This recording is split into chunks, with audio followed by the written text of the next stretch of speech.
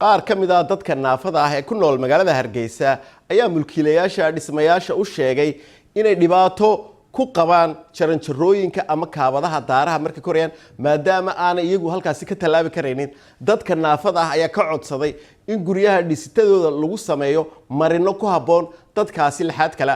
wariyaha BBC da ee Hargeysa Sidiiq Burmad ayaa weydiiyay Maxamed Muuse Jaamac oo ah wiil dhalinyaro ah oo naafo ah kana hawlgala warbaahinta gudaha xaaladooda. waxaan ahay Maxamed Muuse Jaamac oo loo garan og yahay Haldoor. waxaan ahay wiil aan u dhameyn laxaadkiisu laakiin ku faraxsan kuna faanaya qadarka Ilaahay uu qadaray. xanuunka igu dhacay waxay dhaqaatiirtu ku sheegeen meningitis anigoo da'yar ayuu igu dhacay markaas oo dhiganayay school boardina. markii uu asiibay xanuunkan igu dhacay ma noqon mid nolosha kan iyo jaba oo isdhiiba, laakiin waxaan isku dayay inaan hore u socdo oo aan noloshaydii dib bilowdo. waxa dhacday inaan hamigaygu noqdo inaan weliye noqdo.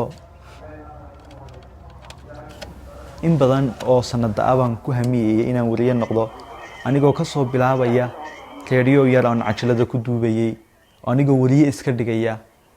alxamdulillah maanta waxaan joogaa anoo rumeeyay riyadeydii saxafinimo.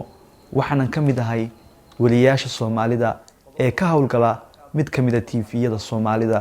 waxaa ka mid ah imika waxaan ka soo baxay warkii waxaan doonayaa inaan barnaamij xagga sare ku yeesho marka waxaan doonayaa inaan tago laakiin kaabadii wali way hor taagan tahay. caawinaad asxaabteeda baan u baahanahay. nolosha sideedaba lagama waayo caqabad iyo wax adag oo ka hor istaaga. waxaa dhibaato weyn nagu haya jaranjarooyinka dhismayaasha wadankayaga. aniga iyo kuwa ila midkii waxay doonayaan inay wax bartaan, inay shaqaystaan iyo inay Ilaahay u cibaadaystaan, laakiin meel kasta oo aan intaa ka doono waxa naga horeeya buur weyn oo aanan ka gudbi karin. tusaale aniga igu dhacdo kooban baan idin soo qaadi karaa. qaar ka mid ah asxaabteeda ayaa casuumtay.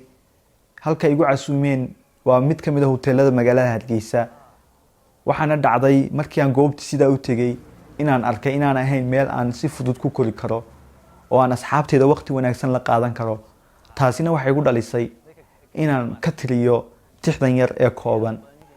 farxad kula cawee baan lahaa curadadiiniye, khayrka la ciid baan lahaa caawa iyo leyle, mar haddaanay caadkay koreen caga ku gaadhaynin, cakuyeey maxaan fali bulshooy ciil aday badaye, dadka kale curyaankooda way wada ciseeyaane, cindigiisu wuxuu doonayay cududa saaraane, cilmi iyo waxaa loo dhigaa cashar aqooneede, cid inuu u baahdiyo dhib baa lagala ceesaaye, adna kaabaday celinaysaad igu canaadaaye, cakuyeey maxaan fali bulshooy ciil aday badaye.